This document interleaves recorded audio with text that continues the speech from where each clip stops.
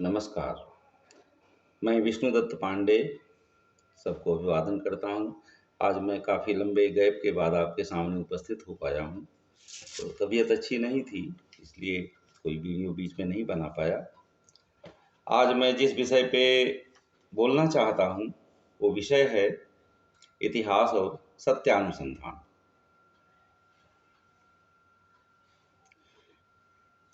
हमें ये स्वीकार करना होगा कि आज की प्रचलित इतिहास कला के अनुरूप प्राचीन देशों में कहीं भी इतिहास लिखने का चलन नहीं था। अधिकांशतः पुरानी सभ्यताओं के इतिहास का पता लगाने के लिए हमारे पास जो चीज़ें प्राप्त होती हैं वह हैं उनकी पौराणिक कथाएं, तरह तरह के साहित्य, परंपरागत गाथाएं, जनश्रुतियाँ, शिलालेख, खुदे हुए अवशेष, सिक्के, इन्हीं की मदद लेनी पड़ती है। इन्हीं साक्ष्यों के आधार पर हम बहुत कुछ अनुमान करके इतिहास का लेखन करते हैं। तो इस प्रकार के इतिहास लेखन में सत्य कितना होता है, सत्य किस तरह से हमें प्राप्त होता है, उसका अनुसंधान हमें कैसे करना चाहिए। जब हमें इतिहास के विपरीत वर्णन मिले तब हमें क्या करना चाहिए, इसी समस्या को लेकर के आज हम आपके सामने उपस्थित हुए। हम प्राचीन भारत के इतिहास का जिक्र करें तो प्राचीन भारत के इतिहास का भी कोई सिलसिलेवार हमें उपक्रम या वर्णन नहीं मिलता। वस्तुतः सिलसिलेवार इतिहास का निर्माण कर पाना ये संभव भी नहीं है। इस तरह की कोई कल्पना की भी नहीं जा सकती। कारण कि देखिए, जब से ये सृष्टि बनी है तब से लगातार घटनाएं घटित हो रही हैं, पता नहीं कब से। तो इस तरह से अगर हम देखें तो इतिहास अनवरत घटित हो रहा है। काल के अनादि अनंत प्रवाह में कौन एक साक्षी, अमर साक्षी बैठा है जो इन्हें अंकित करे? कोई इतिहासकार का है? और करे भी तो किसका इतिहास लिखे? घटनाएं तो अनंत तरह की हो रही हैं। क्या राजवंशों का इतिहास लिखे? क्या बाकी लोग या घटनाएं इतिहास की चीज नहीं है? और यदि इन्हें अंकित भी किया जाए, लिखा भी जाए, तो कितना व्यापक, कितना लंबा, उबाऊ, अनुपयोगी विवरण उपलब्ध होगा। हजारों हजारों वालुम तैयार होंगे, कोई उनका पढ़ने वाला तक नहीं होगा। तो हमारे प्राचीन भारतीयों ने इस बात को समझा और अपने ढंग का एक उपयोगी तरह का इतिहास लिखा है। ऐसा नहीं कि इतिहास नहीं लिखा है। वे लोग समझते थे कि मनुष्य की परिमित मानसिक शक्तियों पर इन अनंत घटनाओं का, अनंत व्यक्तियों के चरित्रों का, उनके विवरणों का, तिथियों का भार डालना जरूरी नहीं है। अपने या दूसरों के दोषों को याद रखने की बजाय स्वार्थ, द्वेष इत्यादि के राजनीतिक कृत्यों को अंकित करने की बजाय उच्च से उच्च नैतिक, सामाजिक, धार्मिक आदर्शों को चित्रित करना ज्यादा उपयोगी है, ज्यादा अच्छा है। यही कारण है कि धार्मिक आदर्शों को, नैतिक मूल्यों को और हमारे मानवता को, मानव जीवन को समृद्ध करने वाले तत्वों को ही उन्होंने चयनित किया और उनमें जो सार्वकालिकता थी, जो सार्वभौमिकता थी, उसको ध्यान में रखते हुए भारत में अपनी कौमों के विस्तृत और पूरे पूरे इतिहास लिखने की बजाय रामायण और महाभारत की रचना की, जिनकी श्रेष्ठता और उपयोगिता हजारों हजारों वालुम उस प्रकार के लिखे इतिहास की श्रेष्ठता और उपयोगिता से कहीं ज़्यादा है, जो सार्वदेशिक सत्य हैं, जो सार्वकालिक सत्य हैं। और बाकी जीवन के उच्च आदर्शों के लिए हमारे पास एक और भी विशाल साहित्य रचा गया, वह पुराण साहित्य है। और इस पर हम किसी दूसरे दिन चर्चा करेंगे कि भारतीयों की इतिहास की समझ क्या है, हम लोग कैसा इतिहास लिखते थे।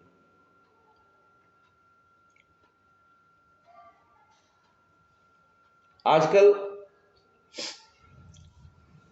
जो इतिहास है उसका संबंध तात्कालीन यानी उस समय की जब का इतिहास लिखा जाता है उस समय की राजनीतिक अवस्था से समझा जाता है, जिसका वर्णन करता लेखक किसी न किसी तरफ झुका जरूर होता है।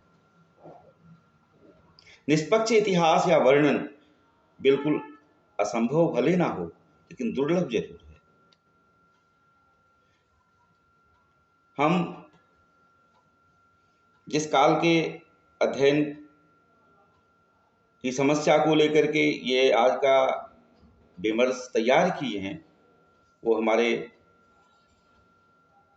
मित्र डॉक्टर देवेंद्र प्रधान जी द्वारा उठाया गया एक विषय है कि क्या अकबर महान थे। इस विषय को लेकर के उठाया गया है जो मध्यकालीन इतिहास से जुड़ा हुआ विषय है। तो हम एक बात बताएं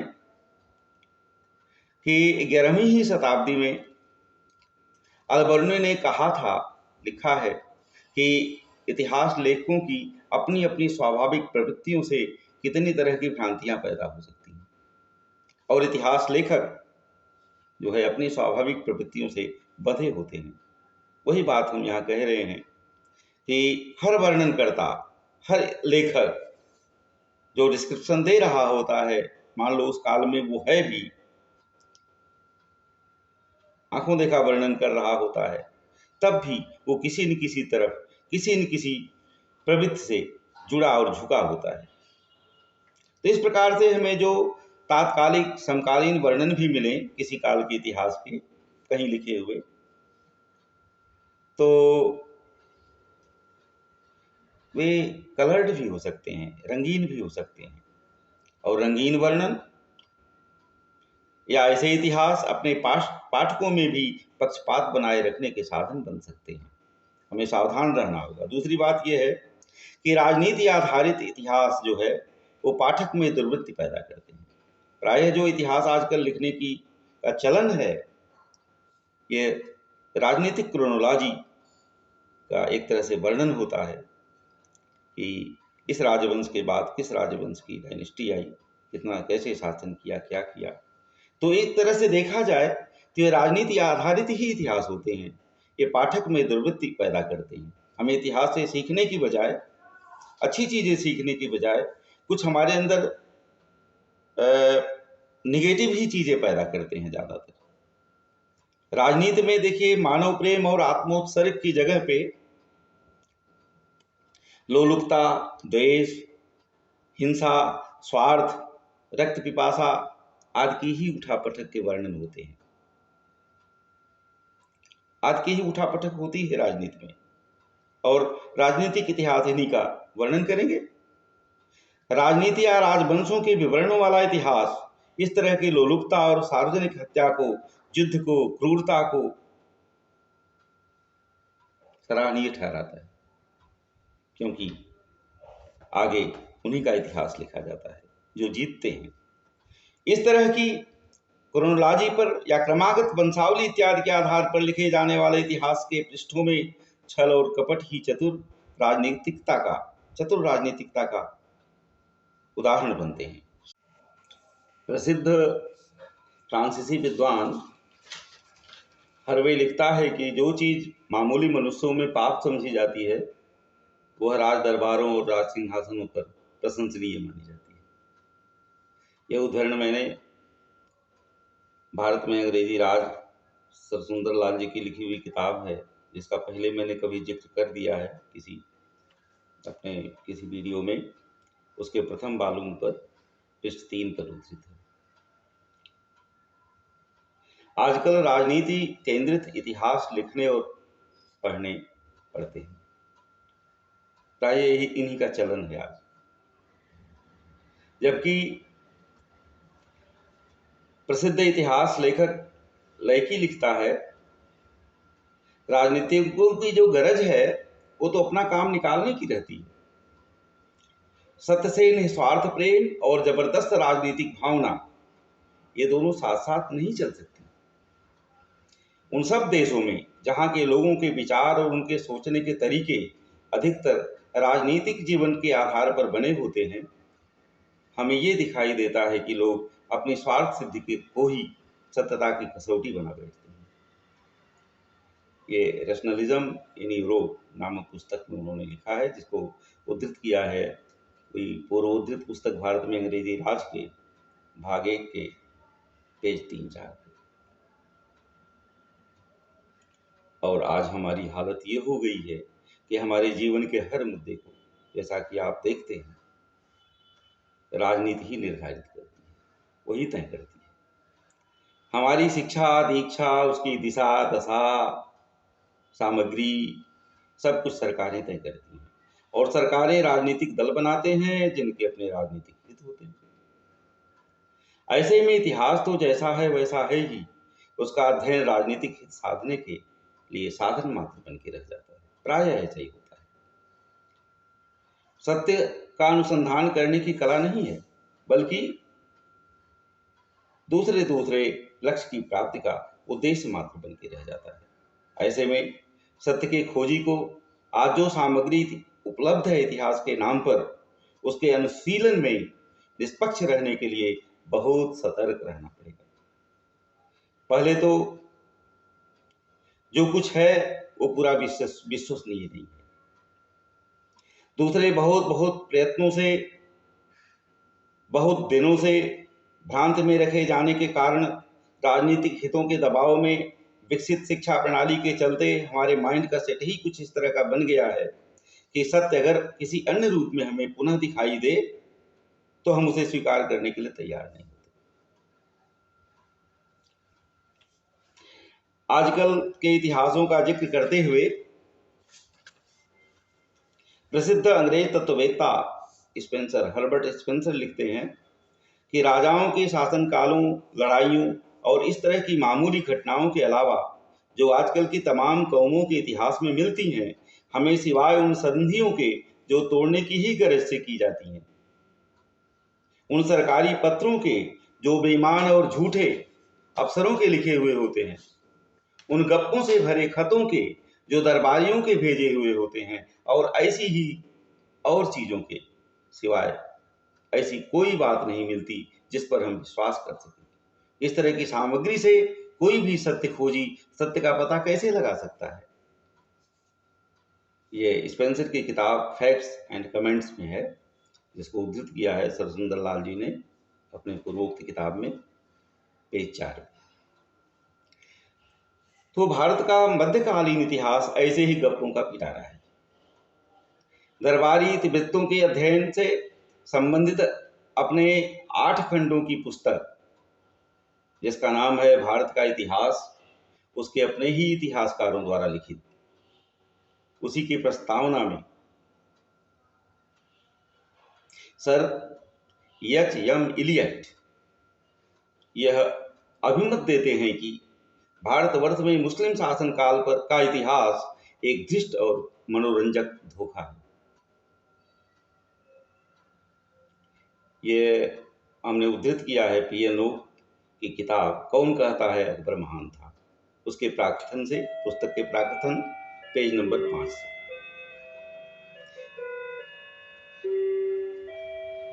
एक इतिहास लेखक अपने ही समकालीन इतिहासकार को चाटुकार भी कहता है। अकबरनामा के लेखक अबुल फजल के बारे में उनके ही समकालीन तथा उसी के समान इतिवृत्त लेखक बदायूनी और शाहजादे सलीम ने उसे निर्लज्ज चाटुकार कहा है। हम अकबर के बारे में जो कुछ जानते हैं, हम उसकी विश्वसनीयता पर ये बातें कर रहे हैं, या जो हमारा इतिहास है, चाहे वो प्राचीन हो या मध्यकाल का ही इतिहास हो, इतिहास के विषय में हम जितना जानते हैं, जो आज हमारे पास उपलब्ध है, वह कितने निष्पक्ष लेखकों के द्वारा लिखा हुआ विवरण है, इसका एक नमूना है। मध्ययुगीन व्रत लेखकों की जो तथ्य गोपन और अपकथन की प्रवृत्ति है, वो इतनी पूर्णता को पहुंची हुई दिखती है कि महान ब्रिटिश इतिहासकार एच.एम. एलियट जिनका ऊपर उनकी पुस्तक का हमने जिक्र किया है, 8 विशाल खंडों में जिन्होंने ये सब समाहित किया है, लिखा है। तो इलियट ने को बाध्य होकर के मध्यकालीन लेखों का मूल्यांकन निर्लज्ज, ढीठ और पक्षपातपूर्ण कपट के वर्णन के रूप में करना पड़ा है। ये पीएनओ की किताब भारत में मुस्लिम सुल्तान भाग 1 उसके 2 शब्द पेज 5 से उद्धृत किया गया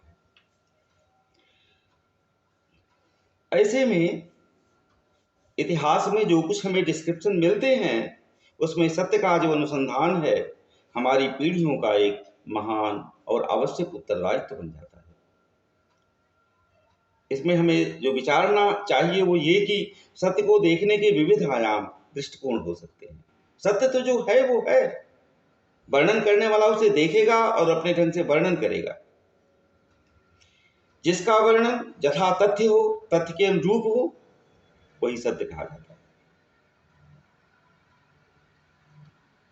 लेकिन एक चीज यहां ध्यान देने की है कि तथ्य या उसका वर्णन ये किसी न किसी दृष्टिकोण से होगा और अपने दृष्टिकोण में वो सीमित हो जाता है। देखिए, सच्चाई तो सत्य के बारे में ये कही गई है कि truth if it is spoken is falsified. कोई भी चीज जब वो वाणी में ले आई जाती है, किसी दृष्टिकोण विशेष से देखी जाएगी तो एक आंगी हो जाएगी और उसको कहने वाले ने तो कहा कि वो फॉल्सिफाइड हो जाएगी। वाणी में ले आते ही वो फॉल्स हो जाएगी, उसमें कुछ न कुछ मिल जाएगा, सत्य मिल जाएगा। तब सत्य का अनुसंधान कैसे हो?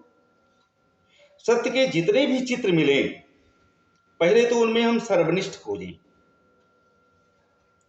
विवरणों में आत्मसंगति बैठाएं। कई तरह के विवरण मिल रहे हो, कोई विवरण एक मात्र एक भी विवरण अगर हो तो हम देखें कि उसमें आत्मसंगति बैठती है क्या, कहीं ऐसा तो नहीं कि वो अपना ही खंडन करता हो। और अनुमान जब हम लगाएं उनके आधार पर उस समय के तत्कालीन परिवेश का, तो उसमें हम निष्पक्ष बने रहने की कोशिश करें। बाह्य साक्ष्यों के पुनरीक्षण के लिए हमारे पास कोई टाइम मशीन तो है नहीं, अतः अंतः साक्ष्य देखना बड़ा जरूरी होता है। ये अंतः साक्ष्य क्या है? अंतः साक्ष्य क्या है कि आपके साक्ष्य खुद ही बताएंगे कि उन्हें कैसे देखा जाए, उन पर शंका की जाए कि नहीं, वो सत्य पूरा उद्घाटित कर रहे हैं कि नहीं, वो खुद ही बताएंगे। जैसे एक उदाहरण दिया जाए कि जैसे मान लीजिए किसी चौराहे पर एक लाश पड़ी हो, उसके गले में एक तख्ती लगी हो जिस पर लिखा हो कि मैंने अपने जानबूझ के आत्महत्या की है, अपनी आत्महत्या की, आत्महत्या की तख्ती लगी हो गले में पड़ी किसी लाश के, और लाश को जब उल्टा जाए उठाया जाए तो उसकी पीठ में छुरा घुपा हुआ। ये जो पोजीशन है ये क्या बता रही है? ये बता रही कि वो व्यक्ति आत्महत्या किया है। कोई आत्महत्या करने में अपने पीठ में छुरा घोंप के मर सकता है? तो ये जो विवरण आ रहा है तथ्य का, ये खुद ही अपनी सत्यता चिल्ला चिल्ला के बता रहा है।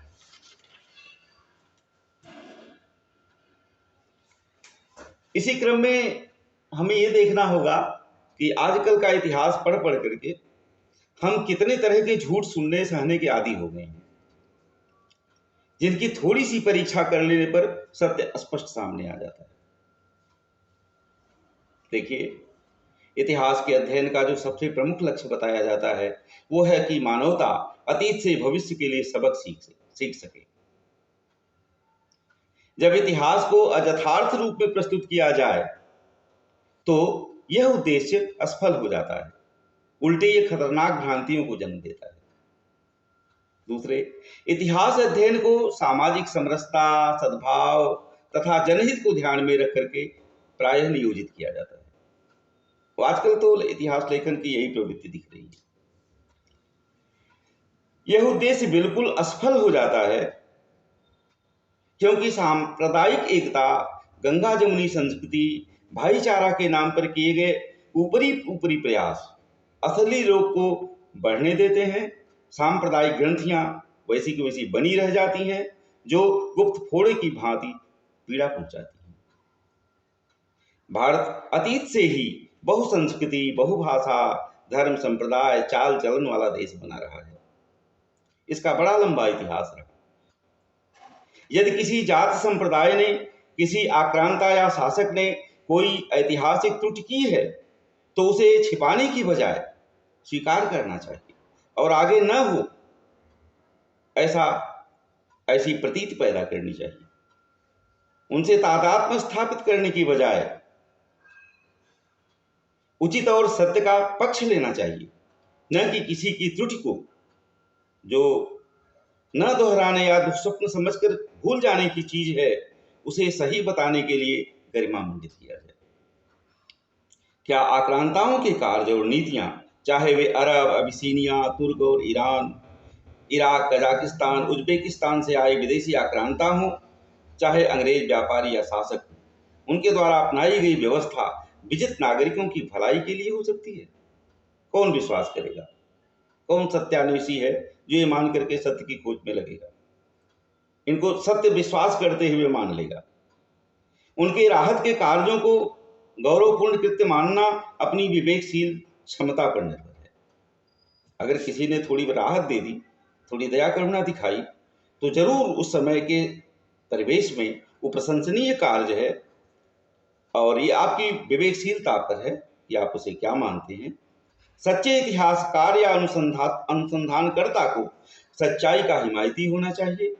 यद्यप सामाजिक समरसता, सद्भाव, शांति, चयन अपने आप में सचमुच बहुत ऊंचा लक्ष्य है और जरूर इसे प्राप्त करने का प्रयत्न सबको करना चाहिए, सबका इसमें सहयोग होना चाहिए। फिर भी जहां तक कार्य क्षेत्र, कार्यनिष्ठा और कार्य की ईमानदारी का सवाल है तो सत्यान्वेषी, इतिहास लेखक अथवा अध्यापक के कार्य क्षेत्र में ये नहीं आता। उसका दायित्व होता है कि वो सत्य का उद्घाटन करे, सत्य की निष्पक्ष परीक्षा करे, निश्चय पूर्वक वो बताए कि जो लिखा जा रहा है, कहा जा रहा है, सत्य ऐसा ही था। इतिहास का नाम ही है इतिहास, ऐसा निश्चय था, सचमुच था। तो इतिहास में कौन महान था, कौन क्रूर, कौन औसत था, कौन नीच, ये सर्टिफिकेट इतिहासकार देगा। वह तो जो था उसका निष्पक्ष वर्णन करता मात्र है। आलोचक, समालोचक, मूल्यांकन करता, महत्व देने वाला, रद्दी की टोकरी में डालने वाला वो नहीं है। सत्यान्वेषी का काम है केवल सत्य का अन्वेषण करके सामने रख देना। विज्ञान परमाणु विस्फोट पर काम करता है, शोध करने का शास्त्र मात्र है। वो परमाणु बम बना सकता है, लेकिन उसे कब और कहां फोड़ना है ये सोचना दूसरे का काम है। तो सामाजिक सद्भाव, सामाजिक समरसता, ये सब लक्ष्य रख के काम करना ये राजनीतिज्ञों का काम है, समाज निर्माताओं का काम है, हमारा आपका काम है, इतिहासकार का काम, इतिहास के सत्य के अनुसंधित्व का काम, सत्य का उद्घाटन करना मात्र है। ये उद्घाटन करने का, सत्य की खोज करने का एक प्रविधि होनी चाहिए, एक मानक मानदंड होना चाहिए। और यदि आप कोई निष्कर्ष भी निकालते हैं तो उसके लिए कोई एक प्रॉपर तरीका होना चाहिए। दारा महान, सिकंदर महान, अशोक महान, अकबर महान खोजते रहिए। कौन किस लिए महान है इतिहासकार शायद न बताएं। वीरता के लिए महान है, विश्व विजय के लिए महान है, ऐसा महान केवल सिकंदर ही है, दूसरे क्यों नहीं है? हम किसी को कमतर नहीं बता रहे हैं, हम केवल प्रश्न पूछ रहे हैं। बहुत महान भरे पड़े हैं। अशोक ही क्यों महान? इसलिए कि क्रूर से करुणावान हो गए, और भी लोग ऐसे हैं। इसलिए कि बुद्धिस्ट हो गए। अकबर महान इसलिए कि वो सर्वधर्म समदर्शी थे। अगर ऐसे ही था तो अपना अलग धर्म क्यों चलाए, जो चला भी नहीं, दे नहीं लाई। उदार थे। अशोक जैसे सैन्य बल त्याग दिए थे क्या? सेना नहीं रखते थे, जनहित कार्य में लगा दिए थे सेना को। वाह इतिहासकार! इतिहासकार लिखेंगे अंतिम हिंदू सम्राट कौन था? तो हर्षवर्धन। भैया वो हिंदू ही कहां थे, वो तो बौद्ध थे। उनके समय में विख्यात चीनी यात्री आए थे भारत और तीसरी बौद्ध संगीत भी हुई थी हर्षवर्धन के काल में। तो ये तथाकथित इतिहास लेखक जिसे जो तमगा न लटका दें, जो न कर कह दें।